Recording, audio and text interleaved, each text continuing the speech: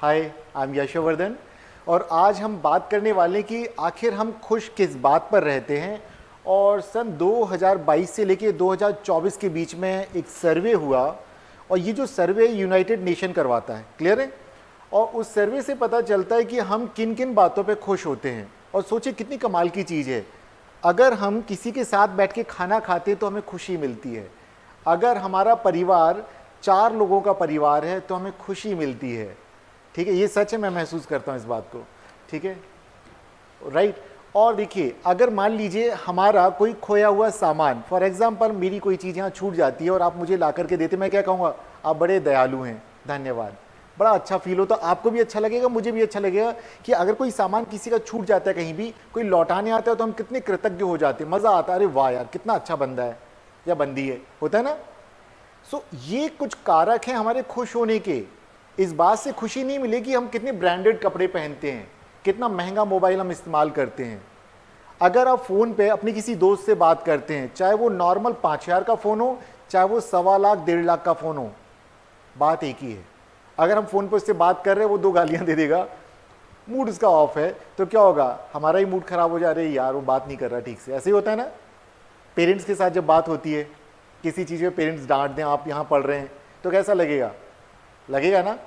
तो राइट, ऐसे ही होता है। या रिजल्ट वाले दिन कैसा लगता है, अगर मान लो आपके आ गए 93 पिछले और इस बार 94 आ गए, और पेरेंट यार क्या है यार 1% ही तो बढ़े हो, कैसा लगेगा।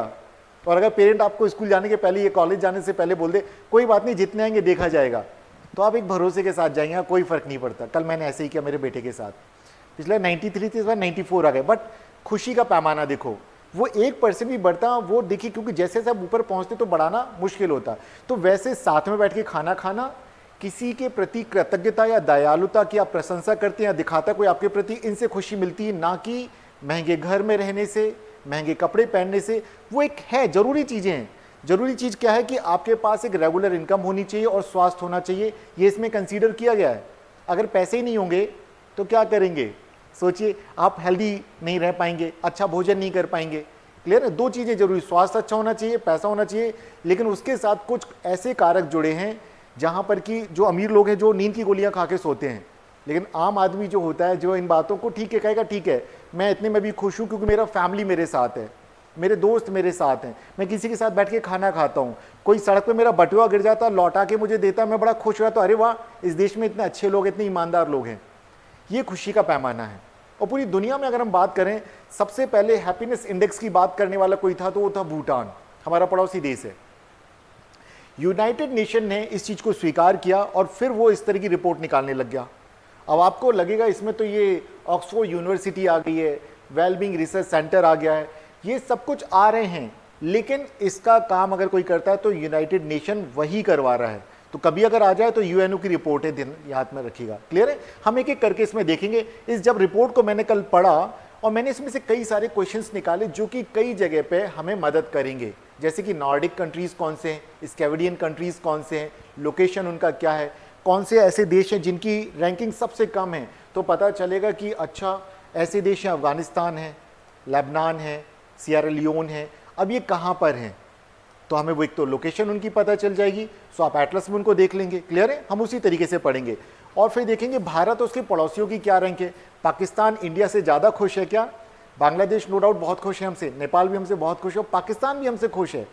क्यों, क्योंकि जब जब हम आर्थिक तरक्की ज़्यादा करने लग जाते हैं तो हम देखो, पहले ना आप लोग ज्वाइंट फैमिली में रहे हैं, आप लोग रहे हैं, दादा दादी किसी कोई साथ, चाचा चाची लोग, तो वो भले कितने ही तनाव हो लेकिन अलग तरह का मज़ा आता है। 30 त्यौहार होते, सब इकट्ठे होते, बड़ा अच्छा लगता है। जब भी कभी मैं अपने गांव जाया करता था ज्वाइंट फैमिली में तो मुझे बड़ा अच्छा फील होता था। हालांकि फिर भी हम बड़ा परिवार था, माता पिता और 5 भाई बहन, आज तो नहीं होते, राइट। जैसे मैं सिंगल हूँ, मैं और मेरा बेटा, न्यूक्लियर फैमिली में हम लोग रहते हैं, सिर्फ हम 2, लेकिन हम डेली शाम को अपनी फैमिली से मिलने जाते हैं।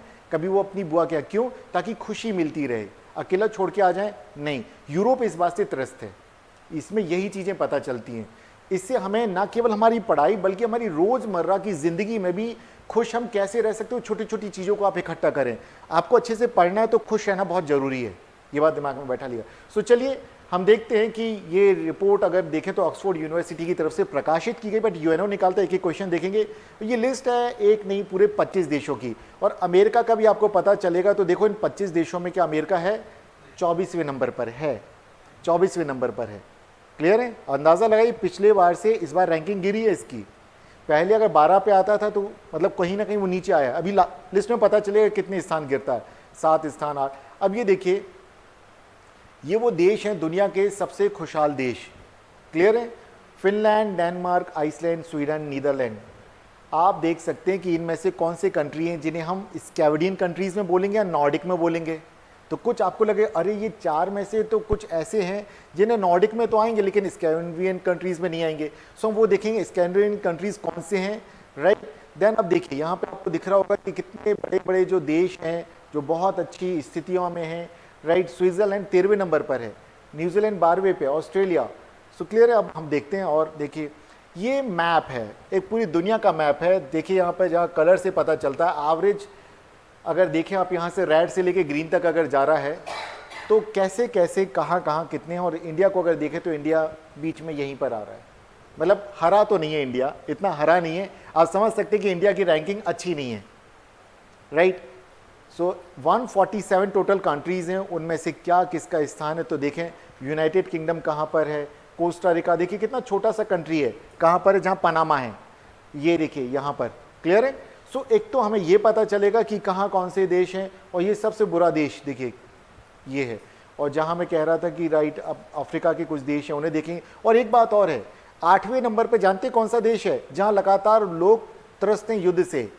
वहाँ के कई सारे, इजराइल। ठीक है, ये एक अपवाद है कि इतना संघर्ष होने के बावजूद ही वो 8वें नंबर पे, क्योंकि वहाँ के लोग खुश हो जाते हैं, तभी तो वो कहाँ रहते हैं? मनाली। ठीक है, खुशी के पैमाने लोगों के अलग अलग होते हैं। ठीक है, एक वो आजकल वीडियो चल रहा है IITian बाबा, क्या नाम है उसका, अभय सिंह है शायद, ऐसे ही कुछ नाम है ना उसका। उसे देखिए ना, वो कितना अच्छा पैकेज था, उसे छोड़ करके आ गया। मतलब उसको लगा कि लाइफ बेकार है इस तरह की, वो खुशी ढूंढने के चक्कर में वहाँ पहुँच गया। अब अगर हम देखें तो यहाँ से हमें क्या पता चलता है कि ये जो 2022 से 2024 के बीच में हुआ, पहली बार ये रिपोर्ट कब हुई थी? 2012 में जारी की थी। तो 2022 से 2024 के बीच में लोगों से क्वेश्चंस पूछे गए और उनके आंसर्स लिए गए, उसके बेस पर निकाला गया कि कौन खुश है कौन दुखी। तो इस रिपोर्ट को कौन जारी करता है, कब से जारी हो रही है, रिपोर्ट का उद्देश्य क्या है, इसका डेटा कहाँ से लिया जाता है, ऑक्सफोर्ड विश्वविद्यालय का रिपोर्ट से क्या संबंध है अगर वो जारी कर रहा है, भारत की क्या रैंकिंग है, पड़ोसी जो देश हैं उनकी रैंकिंग क्या है, इसके अलावा नॉर्डिक देश कौन से हैं या स्कैंडिनेवियन कंट्रीज कौन से हैं, वो भी हम देखेंगे। क्लियर है? इससे आपको पता चलेगा कि किस तरह के प्रश्न आएंगे। और हो सकता है आप इस रिपोर्ट से डायरेक्ट क्वेश्चन ना भी आए, लेकिन हाँ यूपीएससी में ना पूछे लेकिन एमपीपीएससी पूछ ले। यूपीएससी क्या करेगा, घुमा के पूछेगा, नॉर्डिक कंट्रीज पूछ लिया तो आपको पता रहेगा अच्छा ये कौन से हैं। तो हम सिर्फ रिपोर्ट नहीं पढ़ रहे बल्कि इसके आसपास के जितने डायमेंशन से क्वेश्चंस बन सकते हैं यूपीएससी में या स्टेट सर्विसेज में, उन्हें भी देखेंगे। सबसे पहली बात, रिपोर्ट कौन जारी करता है? तो United nation sustainable development solution network, तो UNSDSN। क्लियर है? ये आपका जवाब आ जाएगा। ये कोई भी कहीं भी किसी भी एग्जाम में पूछा जाए आप यहां से जवाब दे सकते हैं। ये रिपोर्ट कितने साल से जारी हो रही? तो आप देखेंगे 2012 में पहली बार ये रिपोर्ट प्रकाशित हुई थी, राइट। अब अगर हम देखें, अच्छा मेरी कभी हिंदी कभी आपको ऐसा लगे तो मैं इंग्लिश में भी बोल लूँगा, आप बता दिए कि कोई वर्ड आपको ऐसा लगे। रिपोर्ट का ऑब्जेक्टिव, उद्देश्य क्या है? तो देखें तो हैप्पीनेस का आकलन करना कि लोग कितने खुश हैं, इस बात को देखना, और इसे कैसे कि जीवन में कितनी आपको संतुष्टि है, सामाजिक रूप से समर्थन, जो मैं कह रहा हूँ कि आप कितने लोगों के साथ बैठ के भोजन करते हैं, आपके दोस्त कैसे हैं, आपकी इनकम कितनी है, आप कितनी स्वतंत्रता महसूस करते हैं अपनी बात को कहने के लिए किसी भी जगह, और भ्रष्टाचार उस देश में कितना है, लोग कितना महसूस करते हैं कि कितना करप्शन है, आपका हेल्थ, स्वास्थ्य कैसा है, क्या आपको सुविधाएं मिल पाती हैं कि नहीं। देन अब आता है कि आखिर इसका डेटा लिया कहाँ से है पूरा। तो देखा जाए तो ये लोगों से डायरेक्ट सर्वे किया गया, लोगों से पूछा गया कि आप किन बातों पे खुश होते हैं। और नो डाउट कोई मेरे से आके ऐसे पूछता है कोई भी कि अगर मान लीजिए कि आपका कोई सामान गुम जाता है, कोई आपको लौटा के देगा, तो मैं कहूँगा, मैं तो यही कहूँगा बहुत धन्यवाद दूंगा, बहुत ईमानदार लोग हैं, मैं तो यही कहूँगा वहाँ पे।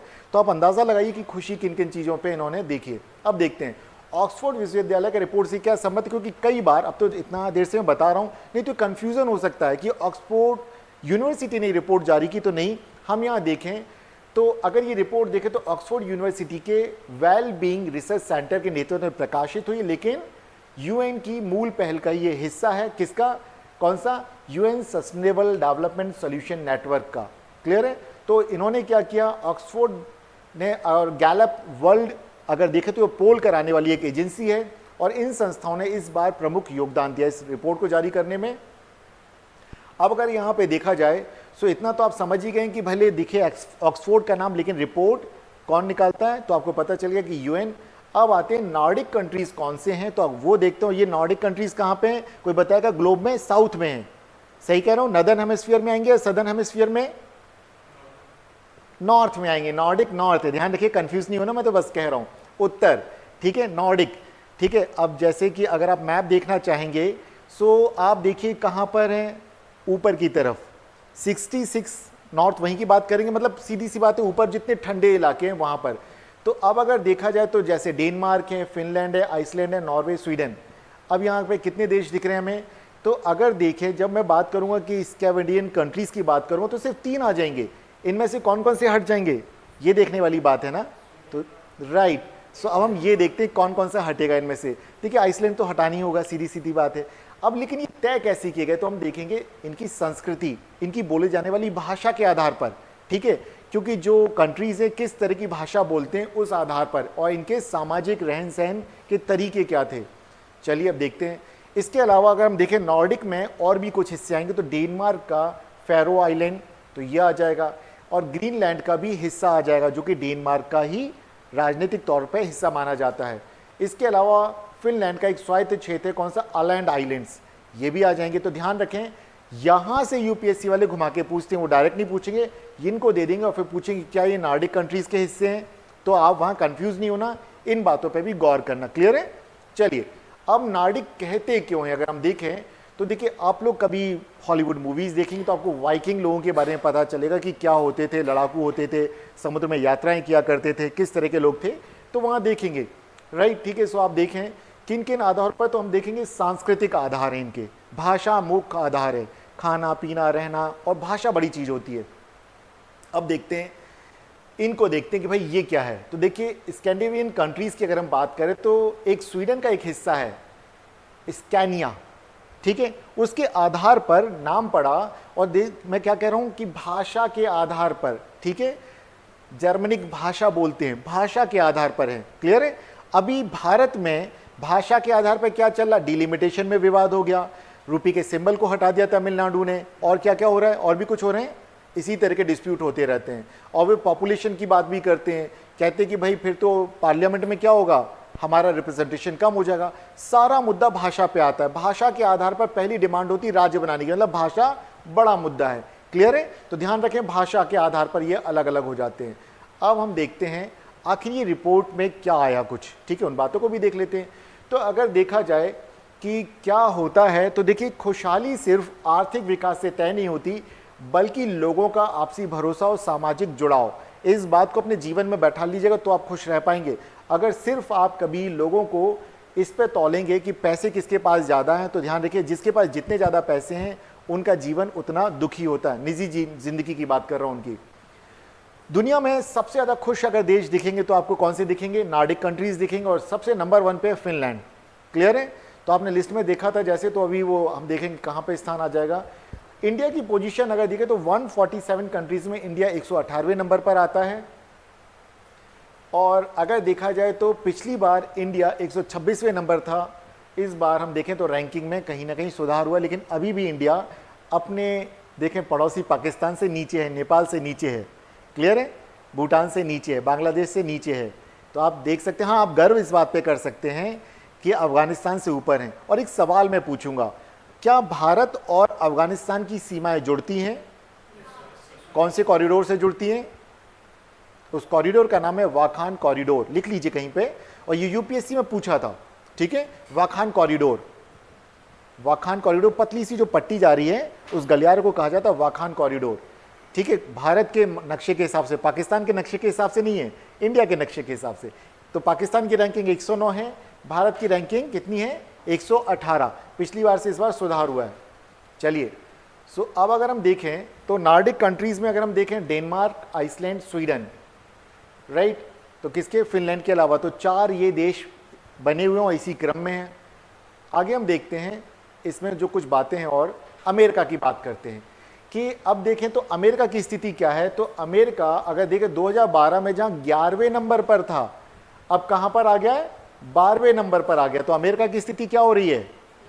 तो आप खुश हो सकते हैं कि भारत की स्थिति में सुधार हुआ, लेकिन अमेरिका अपनी स्थिति लगातार गिरता चला जा रहा है। 2012 में जहां वो 11वें नंबर पर था, तो आज जस्ट डबल हो गए, मतलब आप देखें तो 24वें पे आ गया। क्लियर है। तो ये देखिए, देन इसके अलावा आता है कि हमास के साथ युद्ध चल रहा है, लेकिन उसके बावजूद इजराइल 8वें नंबर पर है।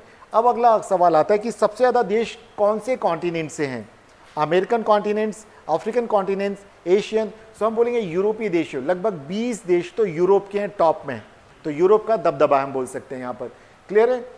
और देखिए कुछ ऐसे देश हैं जो पहली बार इसमें शामिल हुए हैं, जैसे कि कोस्टा रिका और मैक्सिको। अब आपने मैप में इनकी लोकेशन जरूर देखनी है कि कोस्टा रिका कहाँ है, मैंने जस्ट अभी थोड़ी देर पहले बताया कि पनामा के जस्ट ऊपर है बिल्कुल, और मैक्सिको यूएसए नीचे है। क्लियर है। तो यहाँ देखें कि शीर्ष 10 में शामिल हुए, टॉप 10 कंट्रीज में शामिल हुए, जबकि ये पहली बार। तो देखें अगर कोस्टा रिका 6वें नंबर पर है और मैक्सिको 10वें नंबर पर है। क्लियर है। तो ध्यान रखिएगा ये बात। अब देखें कि एक और चीज जो मैंने भोजन की बात आपसे की, अमेरिका में आप सब जानते हैं तरक्की बहुत कर रहा है, लेकिन अमेरिका में 53% ऐसे लोग हैं जो अकेले बैठ के भोजन करते हैं। सोच के देखिए जरा, है ना कमाल की बात, दुख की बात है ये। ठीक है। सो अकेले भोजन करना भी मतलब ठीक है, अवसाद में रहेगा आदमी की, कोई इसके साथ बैठने वाला भी नहीं, कोई इससे बात करने वाला भी नहीं। क्लियर है। सो आप ध्यान रखें। यूके की अगर हम बात करें तो बस एक नंबर ऊपर है, ये 23rd पर, अमेरिका अगर 24th पे है तो यहाँ पर। और दुनिया में सबसे ज़्यादा दुखी देशों में अगर देखा जाए तो अफगानिस्तान, वो भी महिलाओं के कारण, क्योंकि महिलाओं ने कहा कि वे वहाँ बिल्कुल भी खुश नहीं है, उनके कोई राइट्स नहीं है। तो आप समझ जाइए कि स्वतंत्रता कितना मायने रखता है। आप इस देश में बहुत स्वतंत्र हैं, ध्यान रखिएगा। देन फिर और बात करें तो पश्चिमी अफ्रीका में सियरा लियोन दूसरे नंबर पर है। तो ये ध्यान रखिए कहाँ पर है ये सियरा लियोन, आप जाएंगे अफ्रीका का वेस्टर्न पार्ट में है, ऊपर से 2-3 देशों को नीचे छोड़ेंगे वहाँ पर आ जाएगा। ठीक है। और है फिर लेबनान। अब लेबनान की लोकेशन कहाँ पर है, कोई बताएगा मुझे। इजराइल के बिल्कुल कहाँ पर है, ऊपर नीचे जस्ट ऊपर।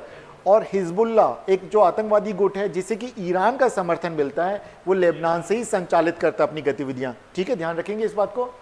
चलिए अब देखा हमने कि खराब रैंकिंग किन किन की है, तो हम देखें 147 पे अफगानिस्तान है, बाकी हमने नीचे के 3 देख लिए हैं, और सियरा लियोन 146, लेबनान 1, और उसके अगर देखें तो मलावी है। मलावी कहाँ पर है, अफ्रीका के अंदर है, लेक मलावी याद कीजिए, मैप रखें आप उनमें देखिएगा। ठीक है। ठीक है। जहाँ पर युगांडा है, ठीक है, वहाँ पर देखिएगा बिल्कुल उसके जस्ट नीचे आएगा रवांडा, युगांडा, वहाँ पे मलावी आएगा। मलावी एक लेक भी है, ऐसी पतली सी लेक है।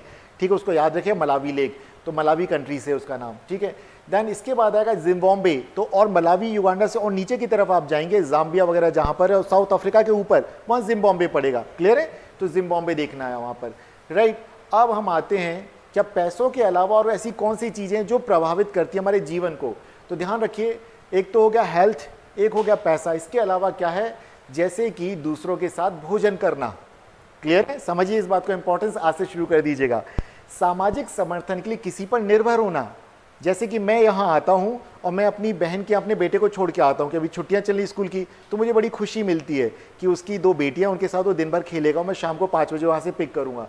तो क्या है, हमें ये नहीं सोचना कि हम अकेले बहुत हैं, घर पे सारी सुविधाएं मेरी, मैं बेटे को घर में अकेले छोड़ दूँ, उससे वो अवसाद में चला जाएगा। कभी भी आपको भी अगर जरूरत पड़े ना, कभी भी अपने दोस्तों से संपर्क कीजिए, अपने टीचर से संपर्क कीजिए, अपने घर में बात कीजिए, आप जिससे बात करना चाहें, कोई ना मिले मेरे से बात कर लीजिएगा। क्लियर है। चलिए, परिवार का आकार आपकी खुशी को प्रभावित करता है, ये सच है, बिल्कुल सच है। जितने कम लोग होंगे तो आपस में तनाव ज़्यादा होंगे, 4-5 लोग होंगे, इससे लड़ाई तो 4 लोगों से, एक से लड़ाई हो रही तो 4 से तो बात होगी ना, तनाव कम होता है आपको लोगों से बात करके। सो अब देखिए मैक्सिको और यूरोप में 4 से 5 लोगों के परिवार में खुशी ज़्यादा देखी गई है, और जो परिवार छोटे थे वहाँ पर देखा गया कि खुशी का स्तर कम है। मतलब लोगों ने बात की, और लोग खुल के बात करते हैं इन मुद्दों पर, करना भी चाहिए।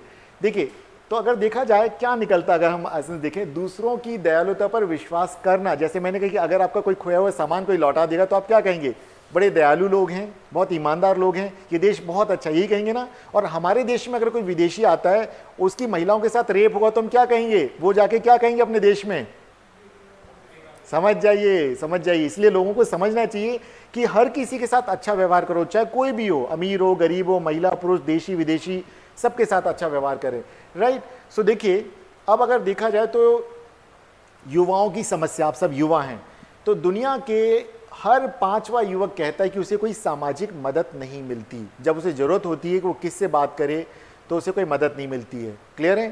तो अब आप अंदाज़ा लगाइए। अच्छा, कई बार ऐसा हो सकता है कि कई बार दोस्त होते, मैं भी जब पढ़ा करता था, कोई फ्रेंड आपसे कहे भाई यार कुछ पैसे चाहिए, भले उस वक्त ना हो, लेकिन आप उसके साथ बैठ के 2 मिनट बात कीजिएगा और बोलना कि क्या चल यार चाय पीते हैं, चल यार खाना खाते हैं, बस इतना कर लिए। आप अपनी प्रॉब्लम बता सकते कि आप भी एक स्टूडेंट है, नहीं है, नॉर्मली जो बातें होती हैं, ठीक है, क्योंकि दोस्त लौटाते नहीं है, ठीक है ना। चलिए, कई बार ऐसा हो जाता है, परिस्थिति ऐसी आ जाती है, लेकिन समय दीजिएगा, वहाँ 5-6 मिनट जरूर दीजिएगा, राइट। सो ऐसे में, ताकि ये ना आए कि मदद नहीं मिलती, लोगों की एक दूसरे के दुख नहीं बांट पाते हैं। अब देखा जाए, अब देखिए चिंताजनक बात क्या है, इसको समझते हैं कि दुनिया भर के 19% युवा लोगों ने बताया कि उन्हें ऐसा कोई व्यक्ति नहीं मिला जिससे कि वे मदद के लिए भरोसा कर सके या मदद मांग सकें, और 2006 की तुलना में ये प्रतिशत 39% है। हम कैसे बनते जा रहे हैं? हम असंवेदनशील होते जा रहे हैं लोगों के प्रति, मतलब ही होते जा रहे हैं। हम जितना ज़्यादा तरक्की करते, जितना पैसा कमाते जाते हैं, ऐसे। और सच कहूँ तो मैंने तो अपने जितने अमीर रिश्तेदार हैं सबको ऐसा ही पाया, ऐसा ही देखा, और ये सच है। तो ध्यान रखें, आपने क्या करना है, कल के दिन आप सबका सिलेक्शन हो जाएगा, तो जिनका नहीं भी वो आपके साथ स्कूल कॉलेजेस में पढ़े हैं, उनके प्रति आप सहानुभूति पूर्वक नज़र रखें। कभी अगर आपसे मिलना चाहें तो आप ये ना कहें कि आप जिले के मालिक हैं, कलेक्टर हैं। क्लियर है? सो एस्पिरेंट देखा आप लोगों ने, देखा होगा एक सीरीज़, सो उससे भी काफ़ी सबक मिलते हैं हमें जीवन के। तो ये छोटी सी बातें थी आज की हमारी, जिन्हें हमने आज आप लोगों के साथ साझा किया। अब ज़्यादा ज़रूरत इस बात की कि हमारे एग्जाम में किस तरह की चीज़ें आएंगी, तो वो मैंने सारी डिस्कस करने की कोशिश की है, और कुछ बातें मैंने आपके साथ साझा की कि आप भी कैसे खुश रह सकते हैं और लोगों की खुशी में कैसे योगदान दे सकते हैं। मैं उम्मीद करता हूँ कि ये जो रिपोर्ट है हम सब के लिए एग्जाम के दृष्टिकोण से और हमारे व्यक्तिगत जीवन में भी कहीं ना कहीं ये योगदान देगी। ठीक है, थैंक यू सो मच, आप लोग इतने धैर्य से मेरी बातों को सुनते, धन्यवाद।